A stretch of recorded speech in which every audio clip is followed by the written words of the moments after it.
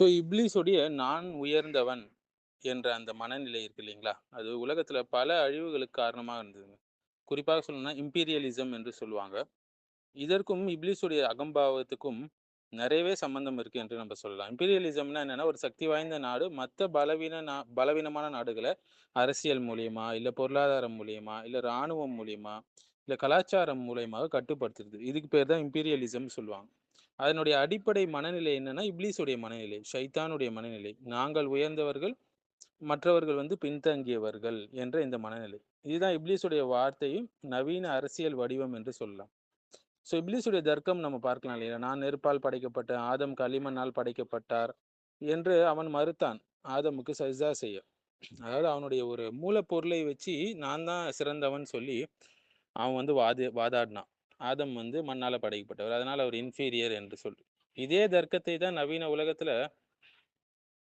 ஐரோப்பிய காலனித்துவம் ஆகட்டும், நாசிசம் ஆகட்டும், மேலும் ஜெர்மனியில நாசிசம் ஆகட்டும், மேற்கத்திய ஆதிக்க சிந்தனை ஆகட்டும், அடுத்தது ஒயிட் சுப்ரீமசி வெள்ளை இனம் தான் மேன்மை என்ற வாதமாகட்டும், பிரிட்டிஷ் காலனித்துவம் ஆகட்டும், எல்லாமே இதைத்தான் கொண்டு செயல்பட்டாங்க. இதனால பல அழிவுகள் நடந்தது. பல மக்கள் கொல்லப்பட்டார்கள்.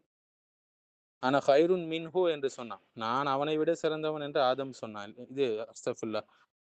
இப்லீஸ் சொன்னான் இல்லைங்களா? சூரத்துல் ஆராஃபுடைய 12வது ஆயத் நம்ம பார்க்கலாம். இந்த ஒரு வாக்கியம் தான் உலக வரலாற்றுல மிக ஆபத்தான சிந்தனைகளுக்கு வேராக மாறுச்சு பிற்காலத்துல.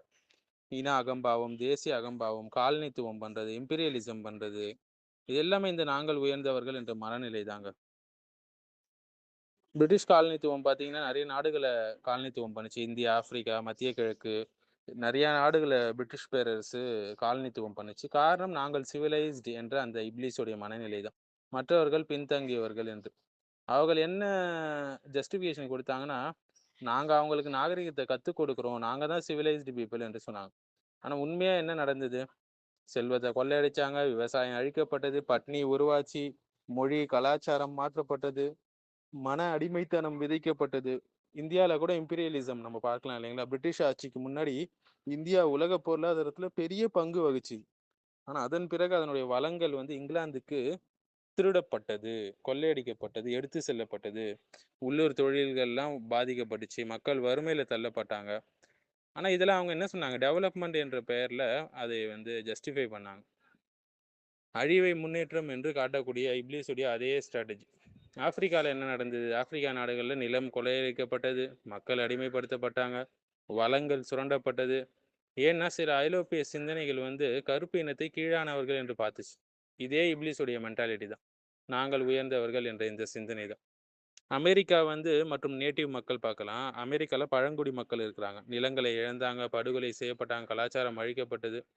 ஸோ ஏன்னா நாங்கள் சுப்பீரியர் என்ற இந்த இதுதான். அடுத்து ஹிட்லருடைய நாசி சிந்தனை.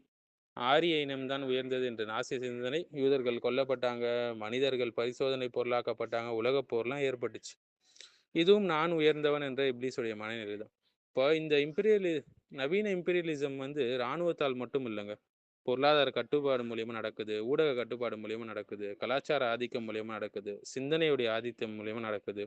ஸோ கலாச்சார இம்பீரியலிசம் இன்னைக்கு Hollywood, social media, fashion, music industry இவை உலகுக்கு என்ன சொல்லுதுன்னா, மேற்கத்திய வாழ்க்கை தான் முன்னேற்றம். நீங்கலாம் பின்தங்கி இருக்கீங்க என்று சொல்வது போல அவங்க சித்தரிக்கிறாங்க. இதுதான் கலாச்சார இம்பீரியலிசம் என்று சொல்லுவாங்க. இதனால் உள்ளூர் மதிப்புகள் குறையுது, வெட்க உணர்வு குறையுது, குடும்ப அமைப்பு உடையுது, மொழி மற்றும் மன அடிமைத்தனம் ஏற்படுது. ஸோ இம்பீரியலிசத்துடைய ஆபத்தான விளைவு என்னன்னா, மனிதனுடைய மனது அடிமைத்தனம் படுறது. சமூகம் என்ன செய்யுது? தன்னுடைய மொழியை பேசுவதற்கு வெட்கப்படுகிறது. தன் மதத்தை பேக்வேர்டுன்னு நினைக்குது. வெளிநாட்டை, மேற்கத்தியர்களை குறிப்பாக கண்மூடித்தனமாக பின்பற்றுது. குரான் இந்த சிந்தனையை எப்படி உடைக்குதுன்னா, உங்கள் அல்லாஹ்விடத்தில் மிகவும் கௌரவமானவர், கண்ணியத்திற்குரியவர், தக்வா உடையவர் தான். இனம் மூலியமோ, நிறம் மூலியமோ, நாடு மூலியமோ சுப்பீரியாரிட்டி என்பது கிடையாது. பிலால் ரலியல்லாஹு அன்ஹு இம்பீரியலிசத்துக்கு எதிரான ஒரு இஸ்லாமிய பதில் என்று சொல்லலாம். ஒரு கருப்பு நிற அடிமையாக இருந்தாங்க. இஸ்லாம் அவரை காபாவுக்கு மேல் ஏறி அதான் சொல்லக்கூடிய, இந்த பாங்கு சொல்றாங்க இல்லைங்களா? 5 வேள பள்ளிவாசல்ல. அந்த பொறுப்பை அவங்களுக்கு குடுத்தாங்க நபிகளார். இது உலகத்துக்கே ஒரு அறிவிப்பு. மனிதனுடைய மதிப்பு என்பது நிறத்தில கிடையாது, தக்வால தான், இறை அச்சத்தில தான் என்பதற்கு. இந்த ஒரு வாக்கியம் உலகத்துல இனவெறிய உருவாக்குச்சு, காலனித்துவத்தை உருவாக்குச்சு, போர்களை உருவாச்சு, உலக போர்கள் வந்தன. இம்பீரியலிசம் அரசியல் கொள்கை மட்டுமல்லங்க, அது இப்லீஸுடைய அகம்பாவத்துடைய நவீன வடிவம். எந்த இனத்தையும் எந்த நாட்டையும் கீழாக பார்க்கக்கூடாது, தக்வாவை மட்டுமே வைத்து மனிதனை மதிப்பிட வேண்டும். அன ஹைருன் மின்ஹு, நான் சிறந்தவன் என்ற இந்த சிந்தனை, இப்லீஸுடைய சிந்தனை மனித வரலாற்றில் நிறைய அழிவுகளை உருவாக்குச்சு.